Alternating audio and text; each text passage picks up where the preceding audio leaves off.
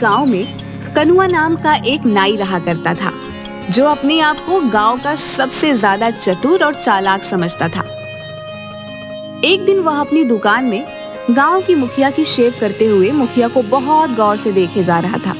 क्या बात है कनुआ नाई, आज तेरा ध्यान दाढ़ी बनाने पर कम, मुझे देखने पर ज्यादा है। कितने बार कहा है आपसे मुखिया जी कि मुझे सिर्फ कनुआ कहा कीजिए, मेरे नाम के आगे नाई मत लगाया करिए। क्यों, अपने नाम के आगे नाई लगाते हुए तुझे शर्म आती है क्या?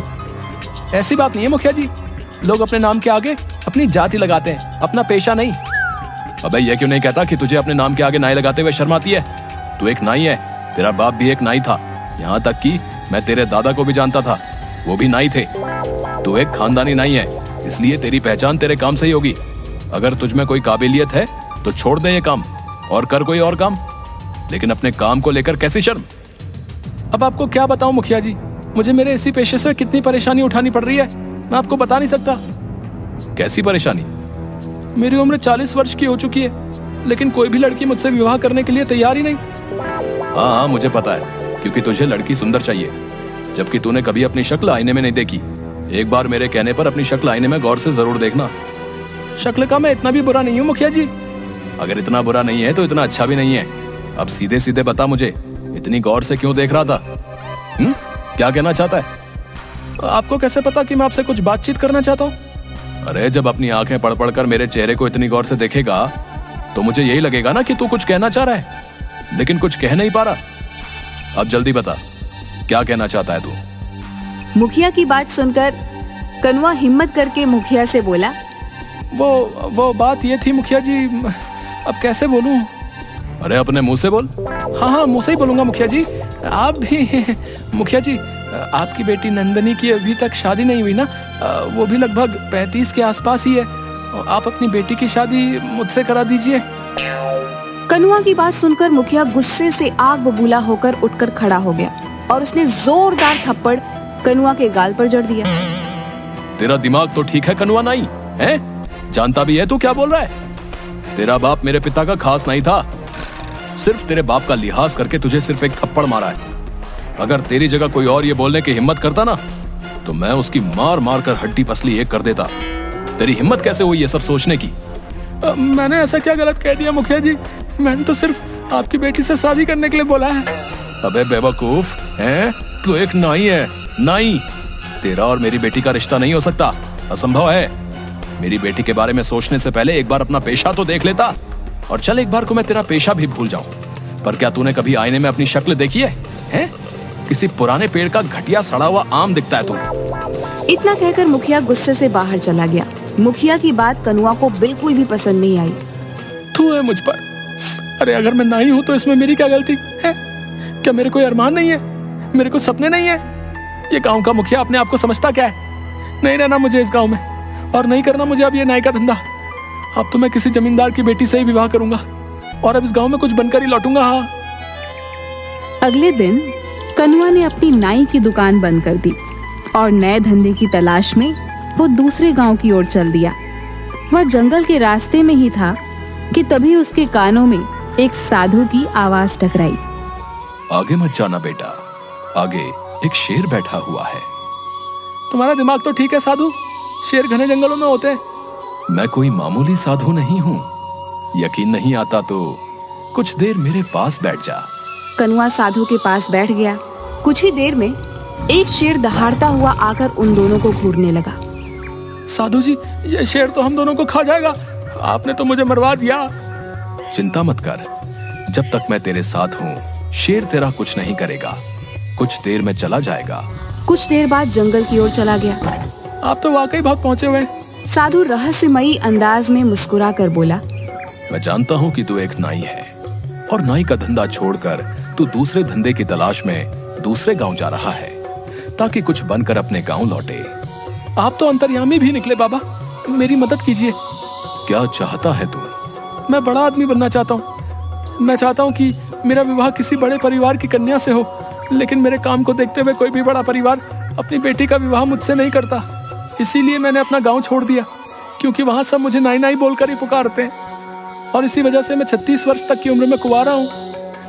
ठीक है, मैं तेरी मदद करने के लिए तैयार हूँ, लेकिन मैं तुझे अपनी मायावी शक्ति से धन दौलत तो नहीं दे सकता। मैं आपकी बात का मतलब नहीं समझा। मैं तुझे एक शक्ति दे सकता हूँ। कैसी शक्ति साधु जी? तू जिस किसी भी व्यक्ति को कुछ देर तक गौर से देखेगा तो तू उस व्यक्ति का कुछ देर बाद भविष्य देख लेगा। दूसरों के भविष्य देखने से मुझे क्या फायदा होगा? खुद को बहुत चतुर समझता है ना, तो अपनी चतुराई से इस शक्ति का फायदा उठा ले। मगर याद रखना, अगर तू मेरी दी हुई शक्ति का फायदा अपनी चतुराई से उठाने में कामयाब हो जाता है तो ये कभी मत भूलना कि तेरा अतीत क्या था। क्या मतलब? मतलब कि तू एक नाई था। और हाँ, मेरी दी हुई शक्ति का प्रयोग तू सिर्फ अपने जीवन में 2 बार कर सकता है। इतना कहकर साधु मुस्कुराता हुआ वहां से चला गया। कनुआ एक दूसरे गांव में चला गया।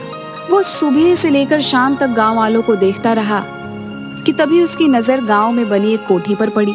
वो कोठी उस गांव के जमींदार रमेश की थी। रमेश अपनी कोठी के बाहर एक शहरी व्यक्ति से अपनी एक जमीन का सौदा कर रहा था। कनुआ उस जमींदार को गौर से देखने लगा। कुछ देर बाद गौर से देखने के बाद कनुआ की आंखों में चमक आ गई। वह दौड़ता हुआ जमींदार के पास चला गया।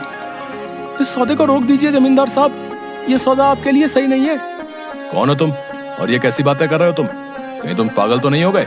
तुम जानते भी हो कि ये सौदा करोड़ों का है। मेरा नाम कनुआ है। मैं कुछ दिन पहले ही विदेश से हिंदुस्तान आया था, मगर ट्रेन में मेरा किसी ने पासपोर्ट, मेरे सारे पैसे सब चुरा लिए। तब से मैं ऐसे ही उस चोर को पकड़ने के लिए भटक रहा हूँ। देखिए, मैं भी एक बहुत बड़ा बिजनेसमैन रहा हूँ और मेरी नजर ये बता रही है कि आपके सामने ये जो व्यक्ति बैठा हुआ है ये धोखेबाज है। कनुआ की बात सुनकर रमेश की आंखों में क्रोध झलकने लगा। तू तो ये कहना चाहता है कि तू विदेश से पढ़कर आया है तो तू ज्यादा चालाक है और मैं गांव का हूँ तो मुझे कोई अकल नहीं है, हैं? तभी रमेश की पत्नी अनीता अपने पति से बोली, अरे एक बार फोन करके पता करने में क्या हर्ज हो सकता है कि इसका अंदाजा सही हो। सोचिए, अगर इसकी बात कुछ प्रतिशत भी सही निकली तो आप तो सड़क पर आ जाएंगे। अपनी पत्नी की बात सुनकर रमेश सोच में पड़ गया। वह तुरंत फोन लगाकर किसी से बात करने लगा। अचानक रमेश के चेहरे पर गुस्सा झलकने लगा और जो व्यक्ति रमेश के सामने बैठा हुआ था वो वहां से भागने लगा। पकड़ो इसे, ये फ्रॉड है।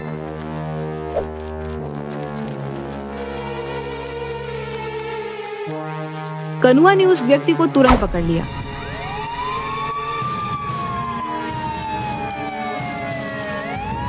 रमेश ने उस व्यक्ति को पकड़कर पुलिस के हवाले कर दिया।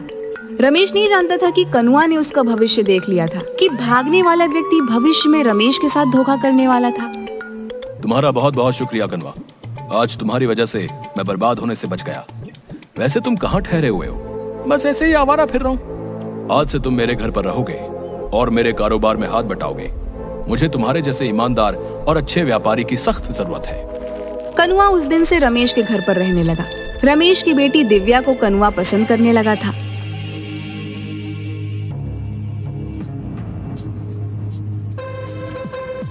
एक दिन रमेश अपनी बेटी के साथ कार से शहर जा रहा था कि तभी कनुआ बोला, कहाँ जा रहे हैं आप? अभी कुछ देर पहले बताया तो था, मुझे शहर में कुछ काम है और इसी बहाने दिव्या को कुछ शॉपिंग भी करा दूंगा। आज मत जाइए, कल चले जाइएगा। आज मुझे कुछ ठीक नहीं लग रहा। ये कैसी बातें कर रहे हो तुम? मेरा शहर जाना आज बहुत जरूरी है, तो अपने उस जरूरी काम को कल निपटा लीजिएगा।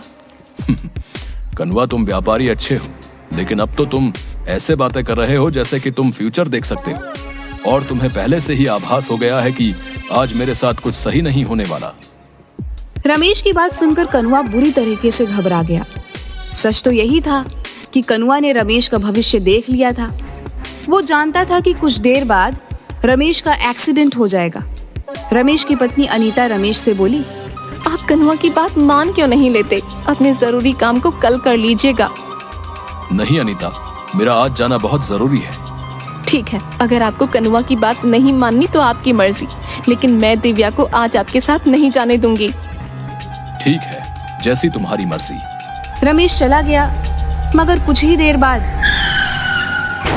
रमेश की एक रोड एक्सीडेंट में मौत हो गई। दिव्या और अनीता इस दुनिया में अब अकेली रह गई थी। इतने बड़े कारोबार को संभालने वाला कोई नहीं था। कुछ दिनों बाद अनीता कनुआ से बोली, मेरे पति के जाने के बाद अब इतने बड़े कारोबार को कौन संभालेगा? मैंने और मेरे पति ने सोचा था कि सारा का सारा कारोबार दिव्या के पति के हवाले कर देंगे और हम दोनों तीर्थ पर चले जाएंगे, लेकिन वो ये दिन देख न सके। मैं चाहती हूँ कि मेरी बेटी का विवाह तुमसे हो जाए।